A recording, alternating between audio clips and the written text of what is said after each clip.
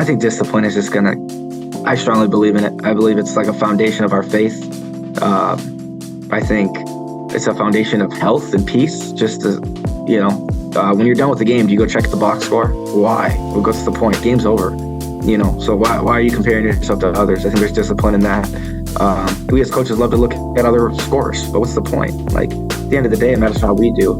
And I think overall, those are some things that really matter. And so when I really dive in deep in my faith walk in athletics and my career and just all my life experiences, I think there's a huge piece to understand with really discipline is not pleasant in the moment. What's up, good people? Welcome to season 3 of the Dear Young Athlete podcast, where we talk to coaches and athletes about their journeys and what advice they would have for a younger version of themselves. I'm your host, Jacob Thompson. I am a speaker, author, recording artist, content creator, rare disease advocate, and an aspiring Paralympian. If you want to hear my story, check out season 1, episode 1. But enough about me. Let's meet our guest. Today, I am joined by a very, very special guest. This man, he is a husband. He is a former two-sport college athlete and was a killer in both, which is rare.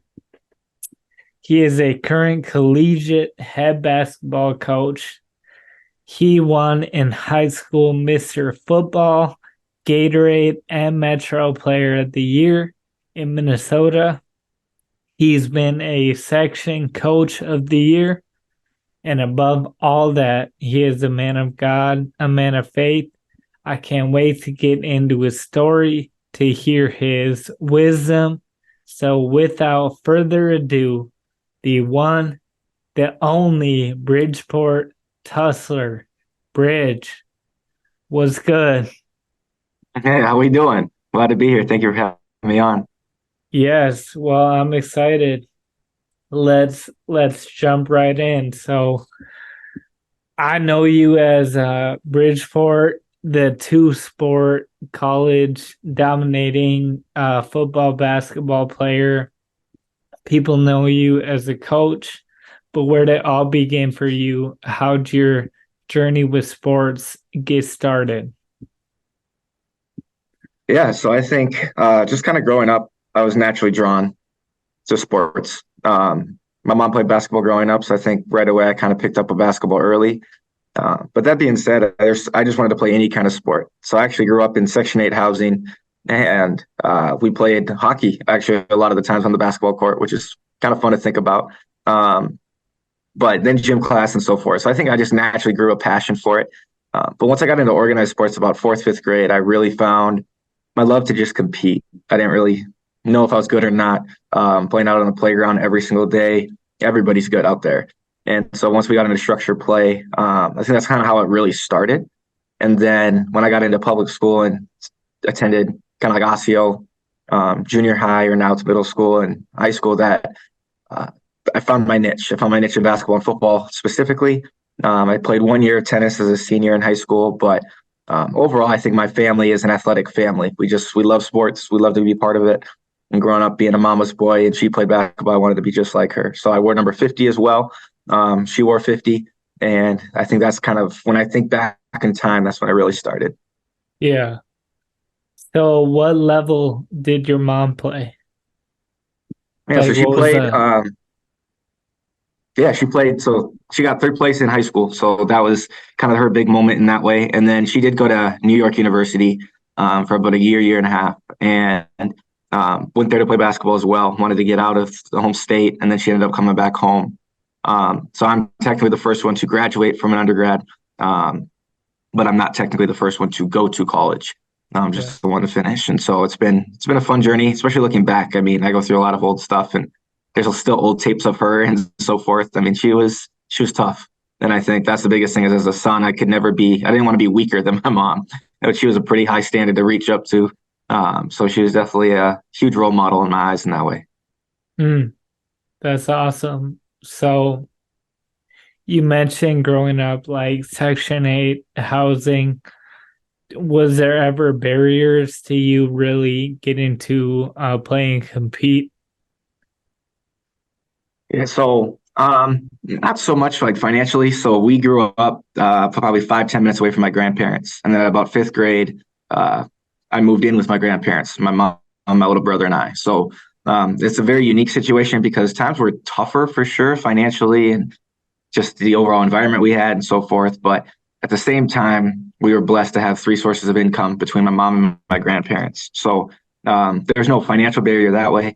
The only barrier I do laugh at is I was told that black kids don't play hockey. This was back in 2000, 2001. And I remember not even knowing what that meant. But overall, I mean, I wanted to play hockey growing up. But once I put a ball in my hands, that kind of took care of the winter sport for sure. The Yeah. biggest thing that was probably the barrier with Section 8 was I wanted to play with my buddies.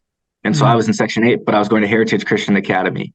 Um, mm, and so just little things like that where there's so many of my friends growing up that are tremendous athletes that didn't have the same luxuries that I did, even though I grew up in Section 8 and had support outside of our community. So that was probably my biggest barriers. I wanted to really play with the friends that I was going home with or hanging out with at home. So yeah. Wow. It's good that you share that because I think people forget um it's not always the most talented or the people with the most potential that make certain achievements, but your context really it does matter and you kind of saw that firsthand. It sounds like with friends. And I don't know if you want to say any more there or if we keep pressing on. yeah, so I think the last thing is I think that's true the longer you play. I think there's plenty of athletes right now that I know that are playing overseas or so forth, or they're in their fourth, fifth, maybe even sixth year of college ball. And I think a lot of it is just not giving up. I think a lot of people life hits them different. I remember talking with my wife now, and in the time of us getting engaged, I was actually trying to physically get back in shape to go play overseas and get a chance to try to live that dream. And I'll be completely honest, it was the right call. I chose my wife over that dream for sure. And I love the life we have now. God has truly blessed us that way. And so when I say give up, I don't necessarily mean in a bad way, but there's just other things that hit you when you're 22, 23, or maybe even earlier in life. And just in general, for all athletes out there, I think that's a huge thing to understand is if you keep showing up and keep putting in the work, there's going to be a spot for you and you can kind of keep grinding. And that correlates with everything in life and jobs and relationships and so forth. Mm, mm. It's a good word. So bring us into your high school world of Bridgeport. When do you kind of hit the field and hit the court and what is it like for you kind of experiencing that success? Yeah, so this is kind of crazy thinking back that far. My freshman year, we had uh, a ton of talent. I put on the freshman football team, freshman basketball team, and by the end of that year, a lot of people were transferring out just because we were so deep. And I think that was just something that kind of ate at me a little bit as I really wanted to build a program with these guys. But my sophomore year is kind of where things hit the ground running, I guess. Football. The running back ahead of me got in trouble for a game, and I ended up starting. And it was my first high school start ever, and played well. I laugh. I didn't score. I was so worried about not fumbling and being the sophomore to fumble. So, I mean, that's the only game I ever ran with a ball with two hands on it. Um, then I started to get progress, and I don't really care about what other people say or the fame and stuff like that. But when I was wearing, when you wear your game jersey on a Friday morning or at school, people are like, "Aren't you a sophomore?" For me, I was just a football player. Grade didn't matter. I was blessed to play on a team that was gracious to have me on it. Coaching staff thought I was valuable, so they added me to the roster. That was always my mindset. And then that correlated to basketball. I mean, I broke my elbow end of high school or end of my sophomore year for football. And I remember going to my coach saying, like, what do I got to do to make the team? All this stuff. And he laughed and said, "You're making varsity. You're already on it." And so when I look back on it, I'm a sophomore who's going to be making varsity without a tryout. I had no idea that was my ability. I had no idea. I just kept my head down. I just wanted to play. I just wanted to compete. I was confident, but not in comparison to others. I just felt like I could do enough work to help my team win. And then junior and senior year kind of just kept going. My junior year for basketball, we did win state. We won state with 8 seniors. I was the only junior on that starting roster, in that varsity roster. And then we had a sophomore that was 6'8", Ian Tyson, phenomenal big. And so I just felt like we just got so much success in different areas, whether it's basketball, football, in the classroom. And then, a lot of my athletes that I played with went on to play college ball. So the hardest year was actually probably senior year when a lot of our leadership left. And I looked up to them a lot. I was really close with them. I played up a lot. And then I got to play with my class, which was awesome. But I learned real quick that I was the leader, and I had to be a little bit different than I was being the junior point guard looking up to leaders. To me, it's easier to play that role. It's easier to play the freshman X factor role on a college team. But when you're the senior captain leader, everyone's looking up to you. I think it weighs on you a little bit more, weighs on you different, and still have no complaints about it. But that was a huge learning curve for my junior to senior year of high school athletics. Yeah. Yeah, well, it's almost a blessing that you had this humility. It's like you may not even have known or been trying to be humble, but like you maybe didn't realize how good you were. And that probably helped you to not be cocky and to keep your head down and work. And it sounds like you had coaches that really saw your potential and pulled it out of you before you even saw it, which is cool. And you can comment on that. Like, would you say that's accurate?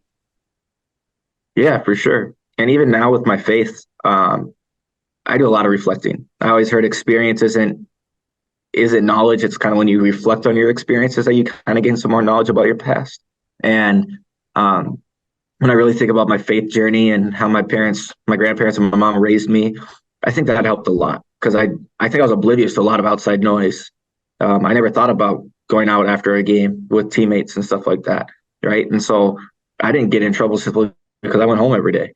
I went home. We would actually have people over at our house after every game, and we were the safe house in that sense. We had rules, we had guidelines. You came in, you respected our home, and that was just life. So I didn't really get to any what am I trying to say? Any distractions, temptations maybe, and stuff like that. It was almost like work. I show up, go to school, play after, come home, and repeat. Yeah. And so I think my household has a ton of say to that, as well as just how they raised me. And I really think God had blinders on for me, and so I was just still focused on what mattered most in the moment.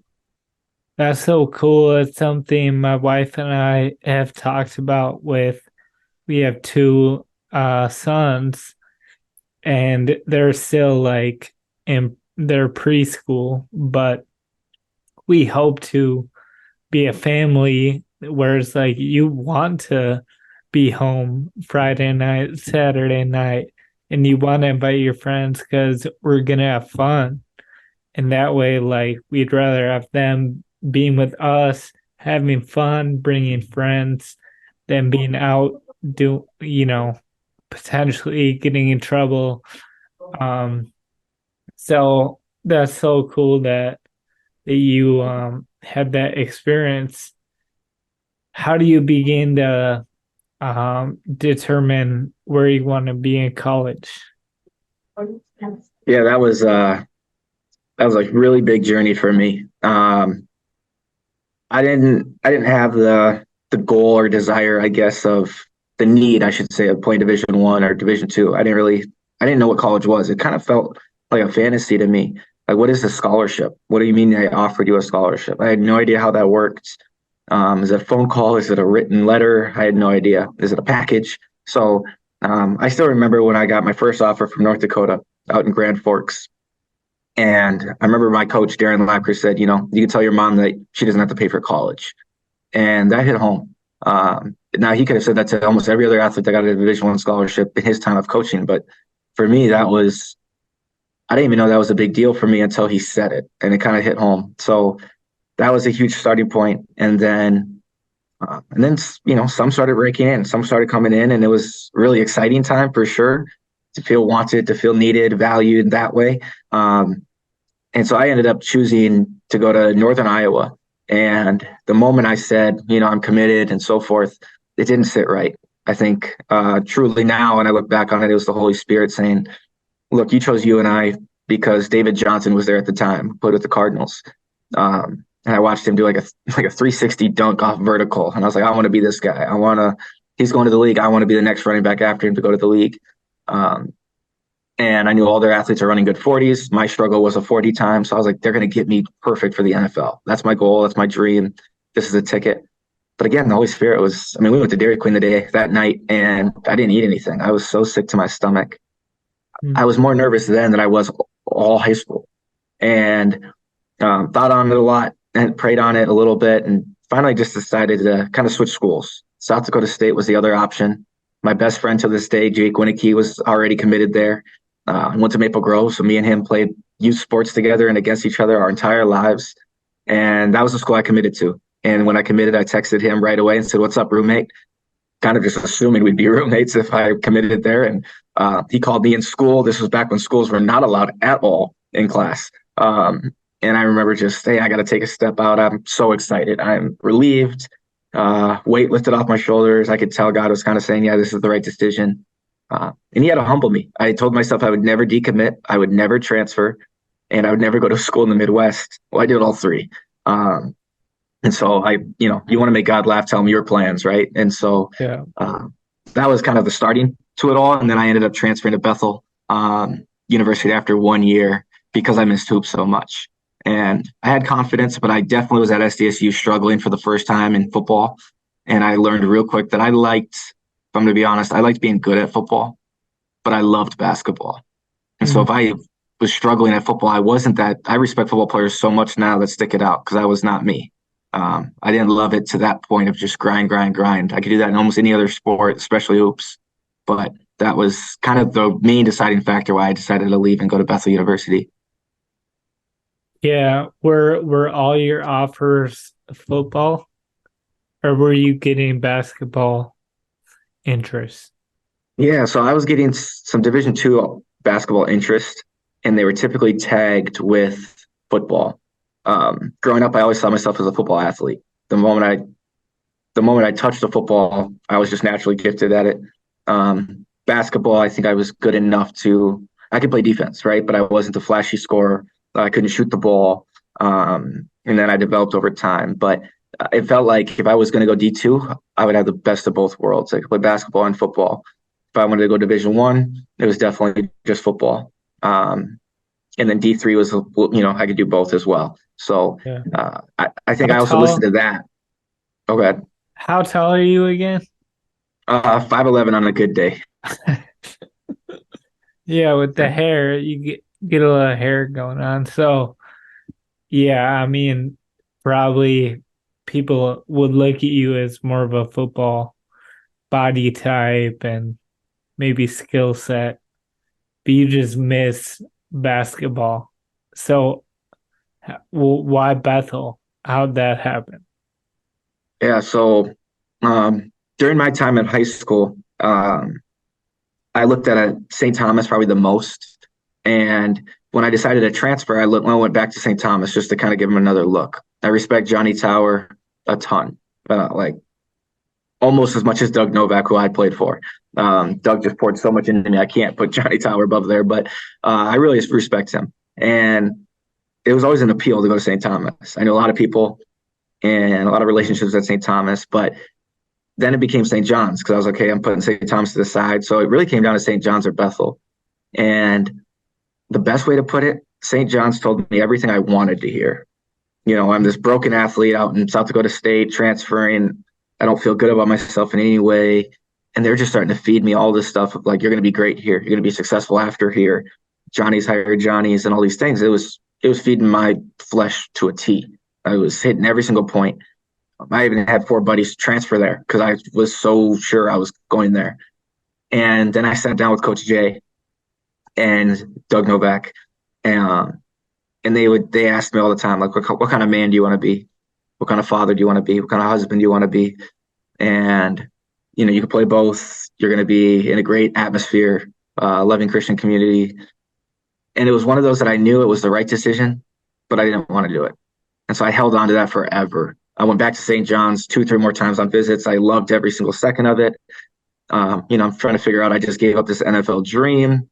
Do I want to start having the college fun that everyone talks about, whatever the case is? And so St. John's was hitting that. And then again, I just kept hearing those words. What kind of man do you want to be? What kind of husband? What kind of father? And I remember going home and sitting next to my grandpa and just sharing my battle. I felt like I was in a tug of war, getting pulled back and forth. My spirit's telling me one thing, my flesh is telling me the other. And he's just flat out said, it looks like you know what your choice is, but I have no influence on you. And pretty much what he told me is, I'm not going to make this decision for you. God has a plan either way. Don't be scared to make the right one. And it was like, all right, done. So as much as I want to say I'll credit to him, I think how my parents and family helped me make my decision by letting me do it on my own was the biggest piece for me. Because at the end of the day, I have to walk the walk for the next 4 years. And I knew Bethel was going to be that. It's going to be way more than just a college education. And that's what I value in Christian institutions so much, is that they really do build you to be what kind of person you want to be.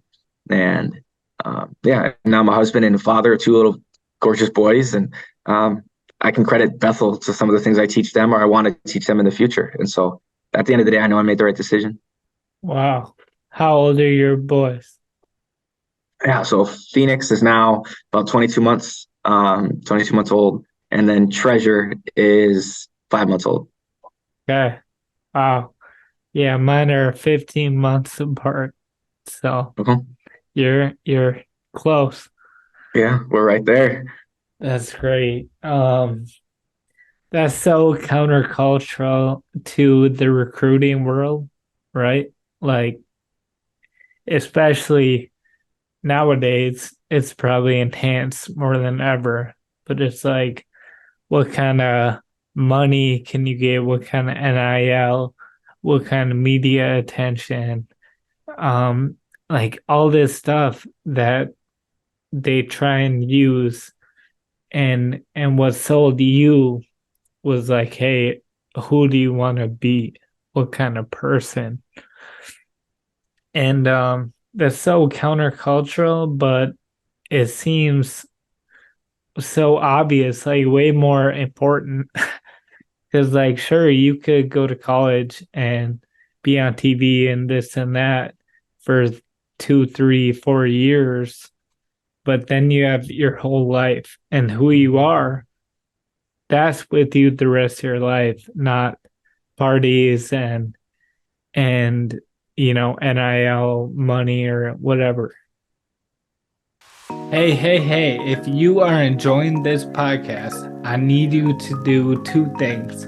1, go on whatever platform that you're on and follow the podcast.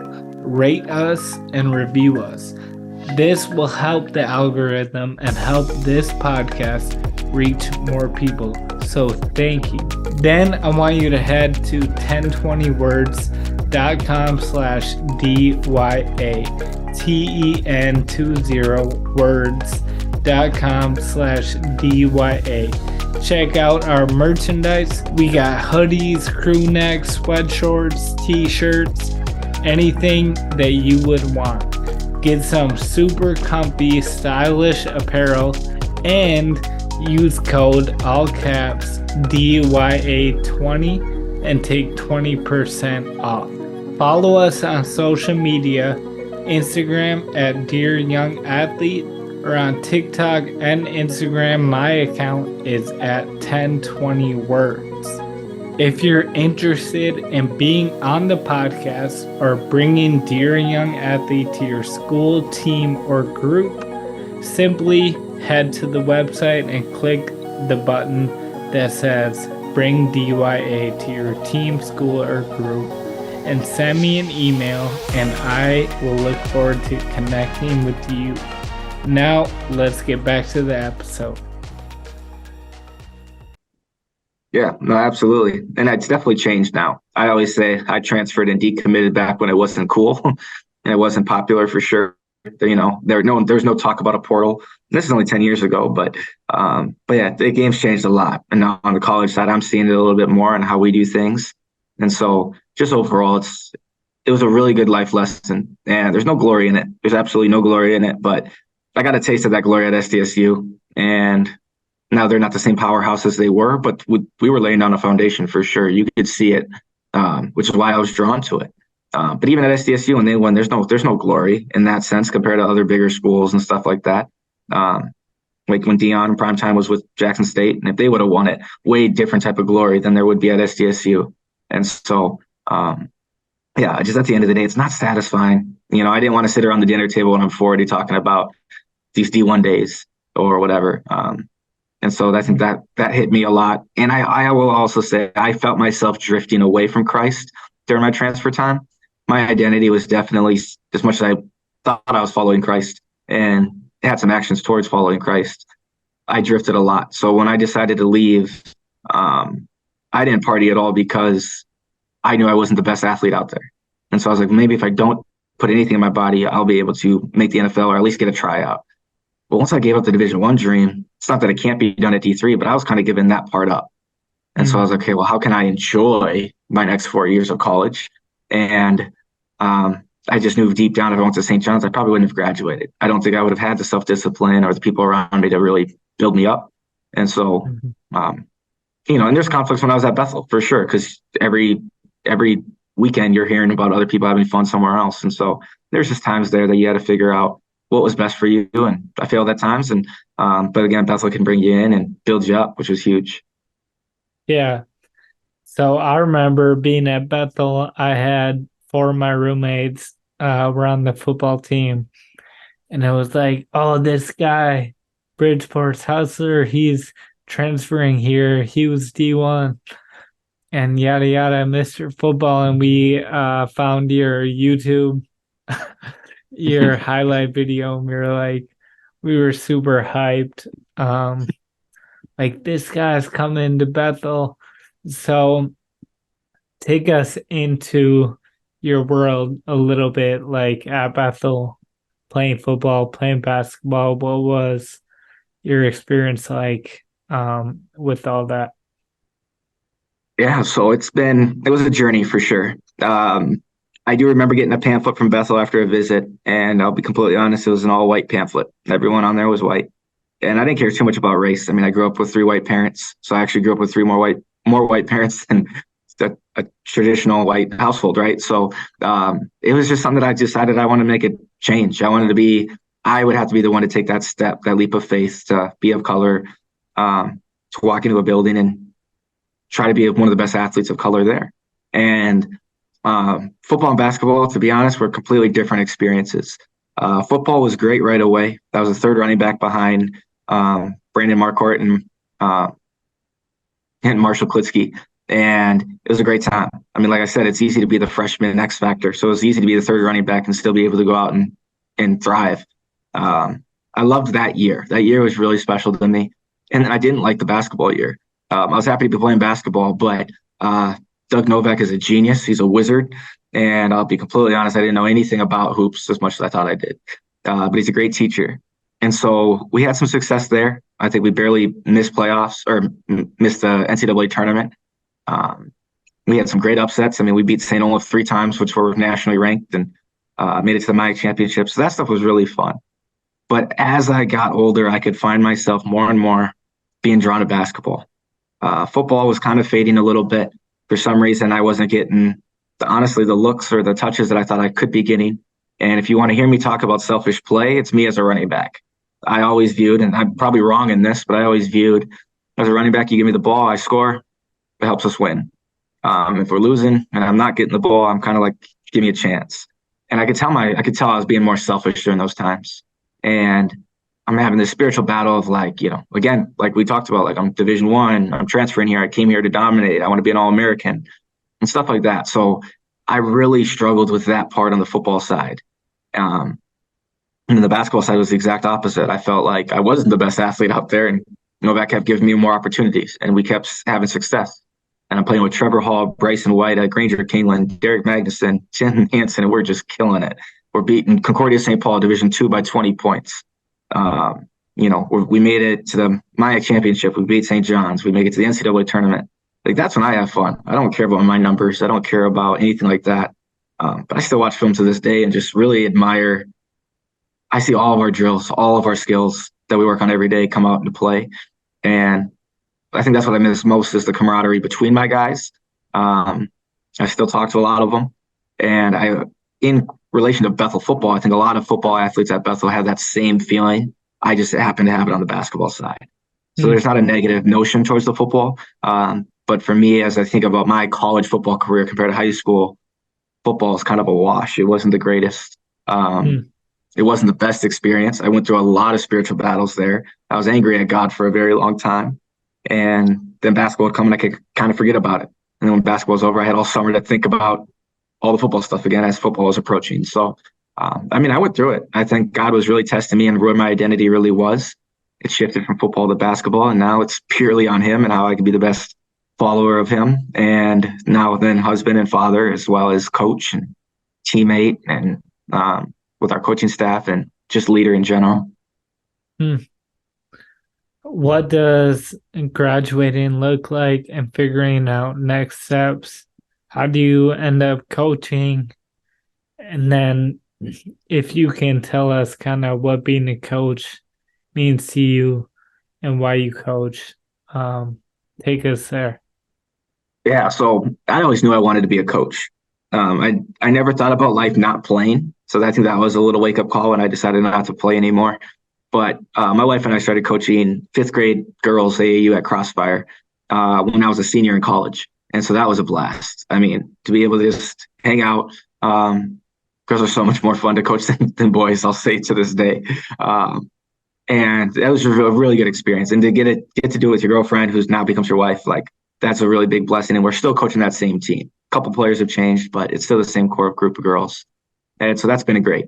That's what kind of got me into college women's basketball. But I coached at Monticello High School on the boys' side. To be honest, Gary Revenig is one of the best athletic directors I've ever worked for. Gave me a chance at 24, 25, gave me a chance to lead his boys basketball team. We had 2 good years. Both years were in COVID, so it was a little different. And because of COVID, everyone's records are all messed up. And so we were never fully healthy or complete till the end of the year. And so we were the 7th seed going into section playoffs and beat the 2 seed, the 3 seed, then the 1 seed. And I think it's really fun to say. It's kind of like a Cinderella story. And then I ended up going to Bethel. I wanted to coach under Doug Novak. That's truly why I left Monticello. People ask me, did I want to get in college? I did, but I wanted to coach under Doug. I wanted to learn from him. I missed his leadership. I want to be back in college and with him. I really look up to him and his family.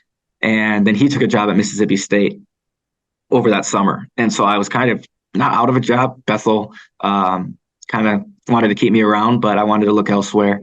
And now, since he was gone, I wanted a different college experience. I wanted to learn from somebody else in a different environment. And so Coach Abe at McAllister brought me in, and it's kind of how it really kicked off on the college side of things. Still coaching girls AAU at the side, still doing basketball training on the side. So I'm still working with youth. I really love working with the youth in any community.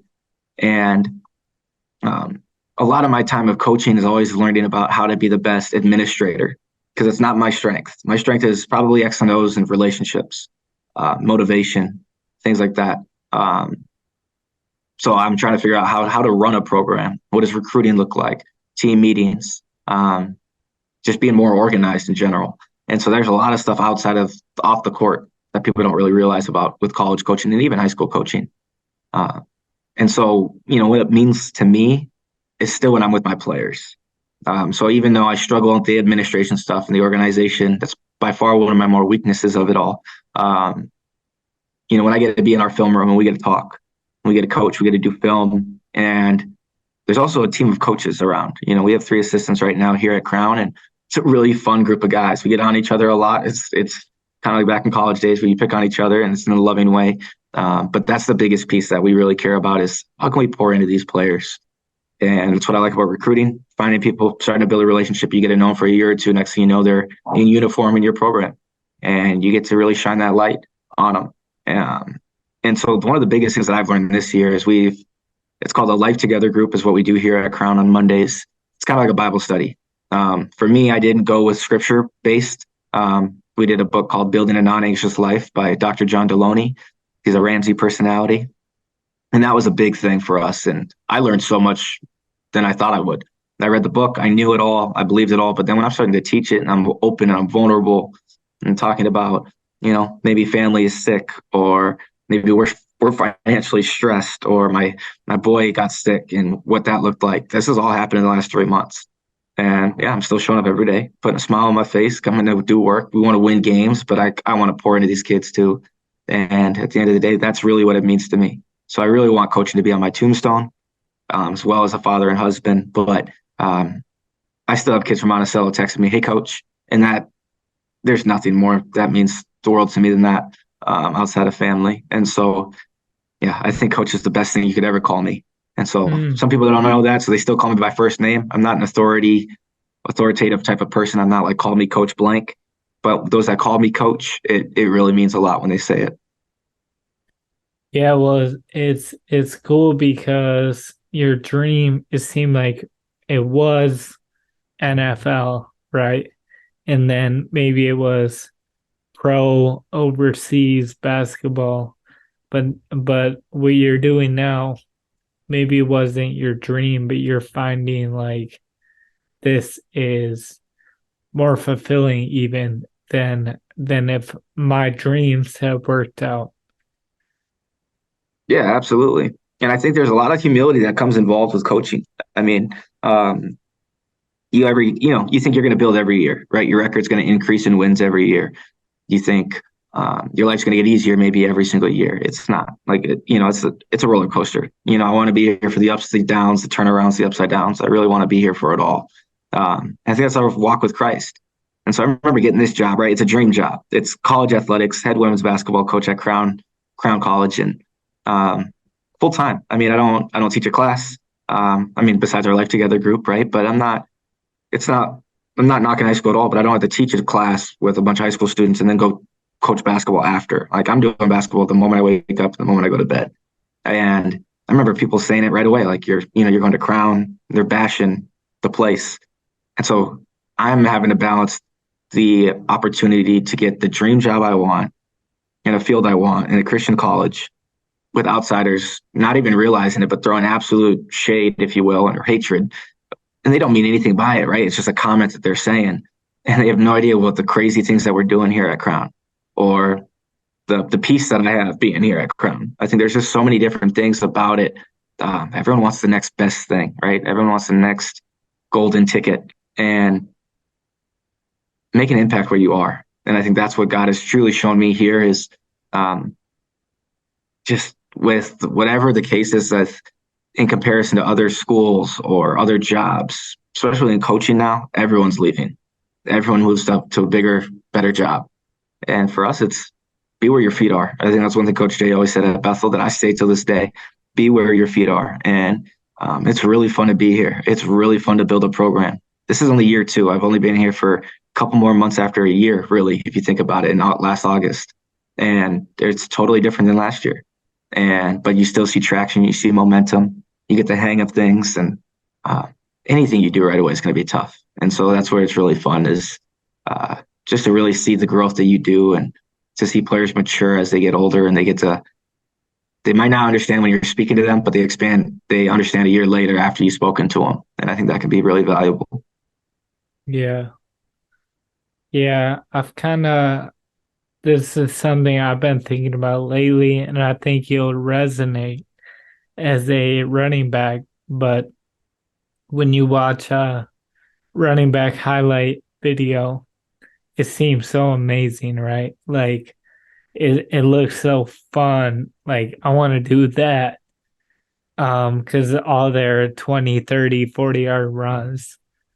But what people don't think about is like that highlight video that may have came from 5, 10 years and maybe have 20 highlights, but the majority of the time is pounding in the trenches, pounding in the weight room, pounding at practice. None of that is on the highlight video. And like, we can't fall in love with the highlights, right? It's like, you're what you have to love is being in, day out, pounding day in, day out, and maybe highlights come, maybe a ring. I hope a ring will come for you, and whatever awards, but like the majority of it is a daily grind, and that's what you sign up for. That's what you have to love. Yeah, no, absolutely. Especially, I think football's for me always sounded like a grind. Um, yeah, 100%. When I think about, I mean, when I was at South Dakota State, there was no indoor facility, so I remember having like a goatee I never shaved in college. So like my goatee was just really nasty and ugly, and I remember it turning into an icicle after practice as I walked to class after a shower. And I mean, it just overall, I mean, I will flat out tell anybody I'm not the tough football player. I think I was one tough basketball player just physically, and I grinded a little bit. And maybe it's because I was playing against different types of athletes. I think football helped me on the court more than anything. But I mean, when I admire running backs. I think that's the thing that I'll die saying is that I really like the position of running back. I also respect it more. I don't want my kids to play because they get beat up all the time. But if they want to play running back, fine, go ahead. I'll support it. But I think that's one thing I do like football. I mean, I watch NFL every Sunday. It's like that's just the thing. I'm that stereotype. I laugh when my pastor talks about how we as America love football too much, and I'm like, I can't wait till noon. Like I'm totally going to be putting it on totally. So, but I mean, I just admire the position of running back so much. The vision, I see the joy I see the success of a 3-yard run because that is what's important in that moment. And so the highlights are great, but I think that's just the cherry on top. That's when you wake up and it's a 70 degrees sunny day, no humidity, right? But you got to learn how to live every other day and find the joy in other days too, right? You have great experiences outside of those days, but yeah, I think there's a ton of work to be done. And Andy Mineo has a saying, like, if you see the kid shining, that's just a glimmer from his sweat. And I think there's a huge piece in that.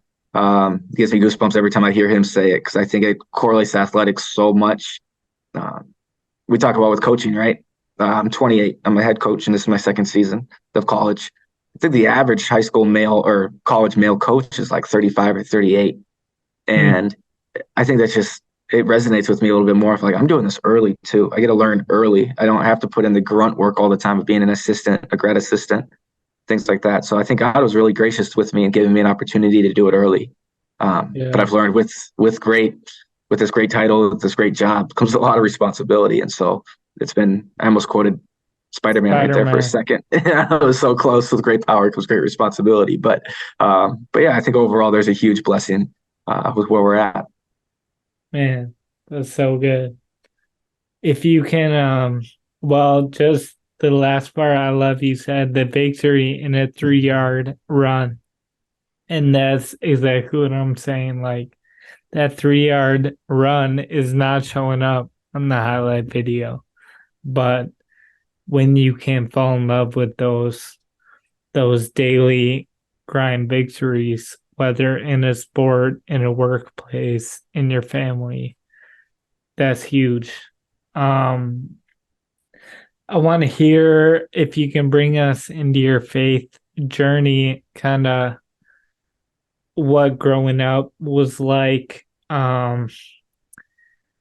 what sort of major things has God kind of done in your life, and then how is your faith kind of lived out? What does it mean to you and look like now? Hey, are you a high school or college athlete looking to use social media to share your faith in Christ? If so, I would love to personally connect with you and tell you about our brand ambassador program, where we can get you hooked up with some of our merchandise to rep on your social media platforms And we can get you hooked up with a coupon code for your audience where you earn commission on any sales that come from your platform.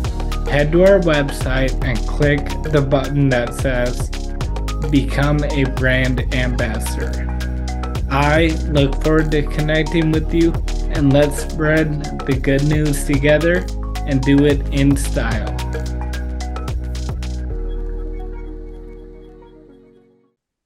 Yeah, so I think right away I give credit to my grandpa. He was the first one in my family to commit his life to Christ in his 30s. So I wasn't even born yet, but it changed his family. I mean, his marriage struggled even because of it at times, and because he was the only one on fire for a while, and rebellious kids, and they didn't want to do it, and they were kind of like, what happened to my dad, right? So just thinking back, putting myself in his shoes on what that could be like.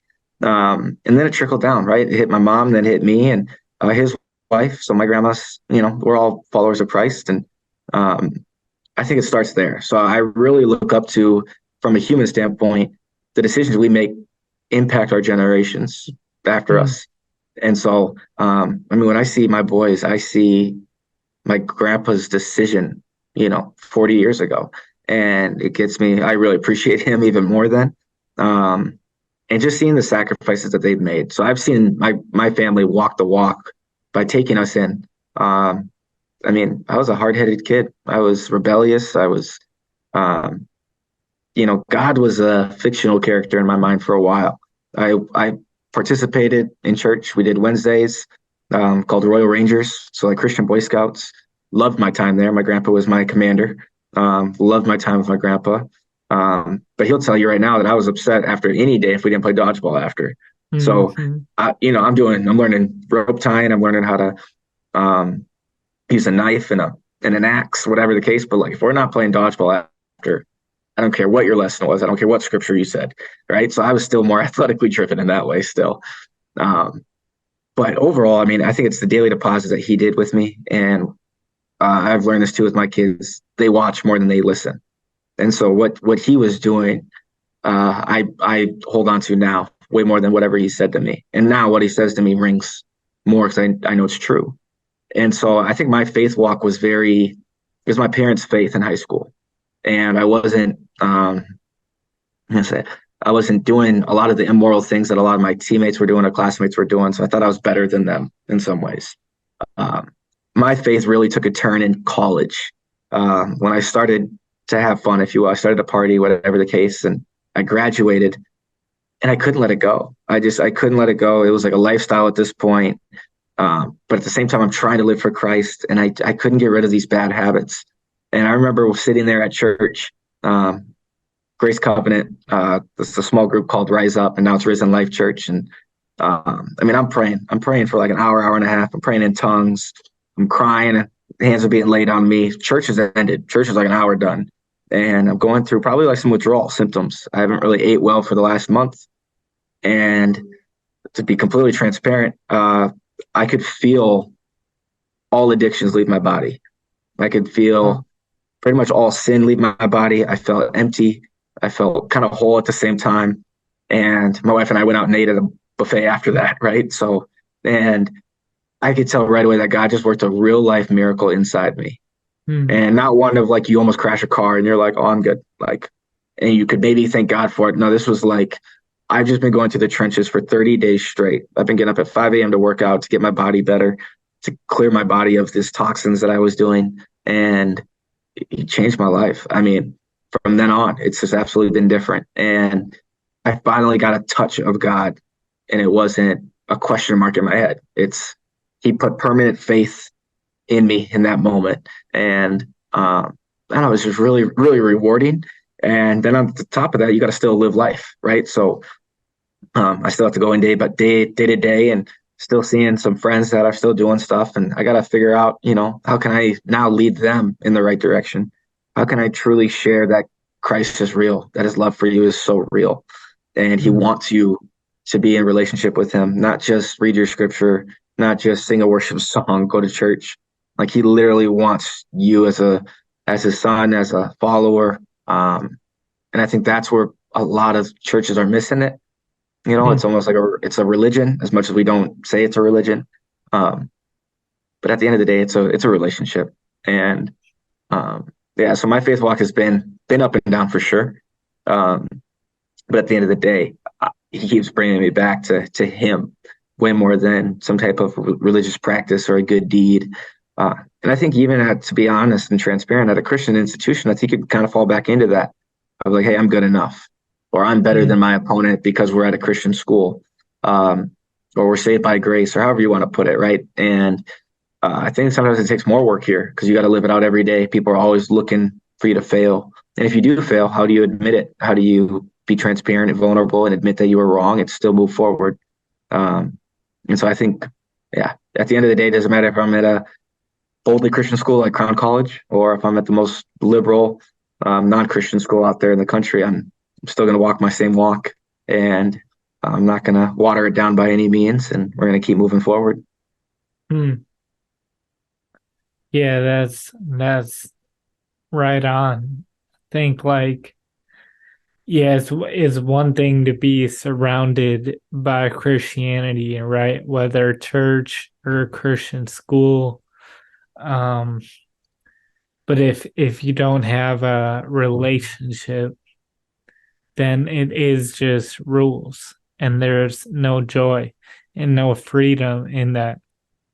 And that's why people go to other things like why wouldn't you go party or go hook up or whatever, because that might be fun and feel good. And if you're not being having any joy and fulfillment in Christ, you might as well do that. But if you do that, you'll find the emptiness in it. And it's so powerful to me. Like we serve a living God he wants to encounter you, and he encountered you in a tangible way. And I feel my story is very similar, having like a tangible encounter with God that kind of changed my whole life. And it's like it's not that you always need some tangible encounter, because some days you have to remember that, and you just have to keep having faith and keep walking by faith. But he is a living God. He's so much better than life without him. And I think if people can realize that, that's where transformation really happens. Um I like that you said you may have had this encounter, right? But then you got to keep living it out day by day. And I think the easiest example I think about is like if you want to lose like 100 pounds, you have to make a one-time decision. But like at some point, you have to say, "All right, I'm gonna lose this weight," right?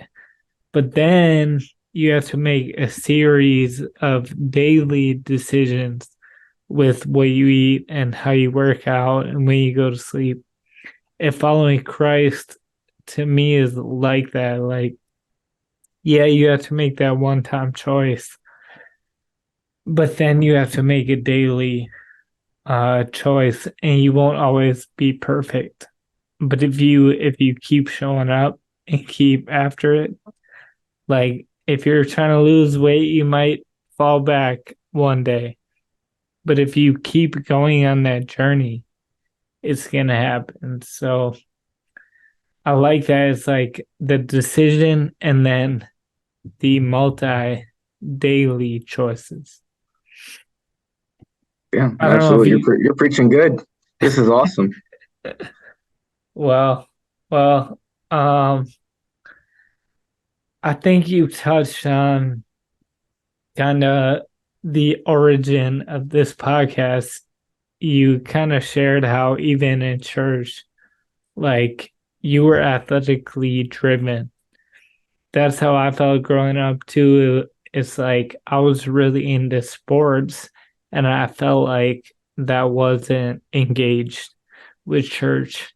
But as I've grown, I've seen God is the God of all things, including sports. Like, I think it was God's idea to create basketball. And you can fact check this, but I believe basketball was created by a believer as a ministry tool. Okay. But we might have to look that up. I just have heard that. Um, anyways, I've come to see that everything in sports really is influencing life, is teaching us life.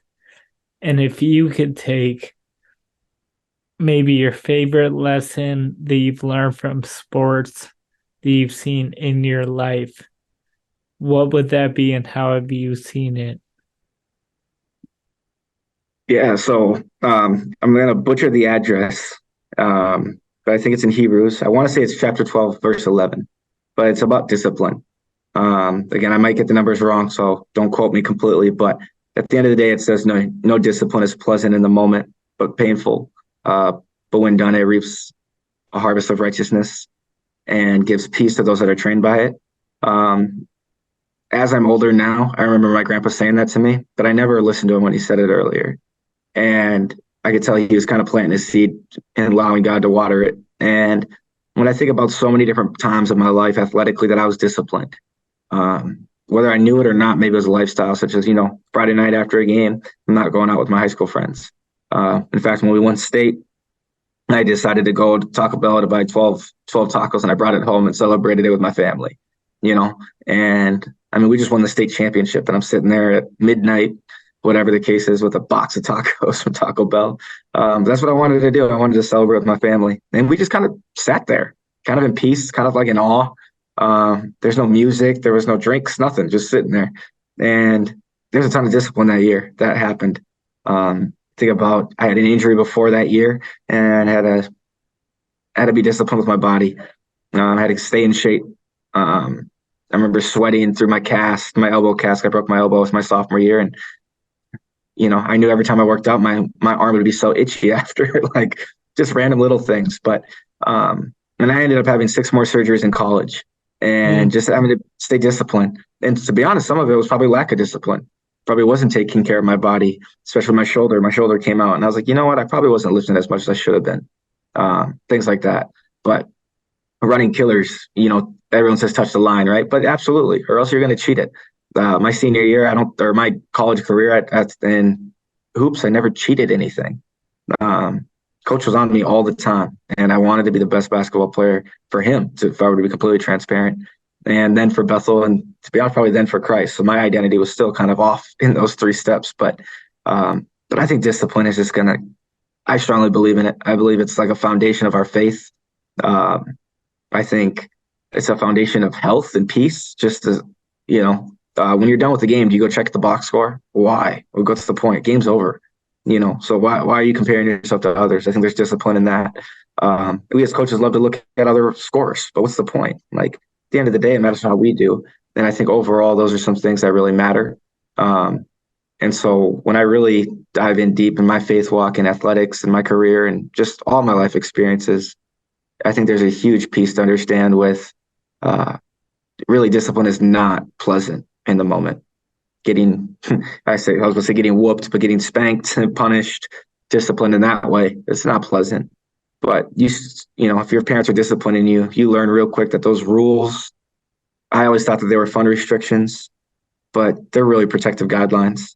And there's a reason why Christ has a law. There's a reason why he gives us wisdom and gives us pieces of advice, and to discipline our flesh and to really die to our flesh at the end of the day. And it's so we can live that life that we truly want to live in our spirit. We really want to have that great life. I would love to be a great dad, a great husband, to have a great family. I want their lives to be great. Well, it's going to require some discipline on my end, starting 9 months before my kid was born, and I found out he was a kid, but even before then, right? And so I think that's the biggest thing, especially as a male, is don't wait like I did in some ways, of waiting until your kid was born or until you found out that you guys were pregnant, right? The life choices that you make now, especially in discipline, truly give you benefits and peace in your future. Hmm. Yeah, like you're always building who you're becoming. You can't just flip a switch like, oh, I'm gonna get married now. So now I'm gonna be this person. I mean, that can happen to an extent, but all the while you're building habits, you're building character, you're building who you are. Um, that's a good word. And the rule thing, I've said this analogy so many times, but imagine basketball without fouls, goaltending, out of bounds.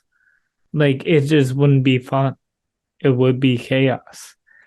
And the rules are in the game so you can enjoy the game the most. And I think of God that way, like God is not a restrictor.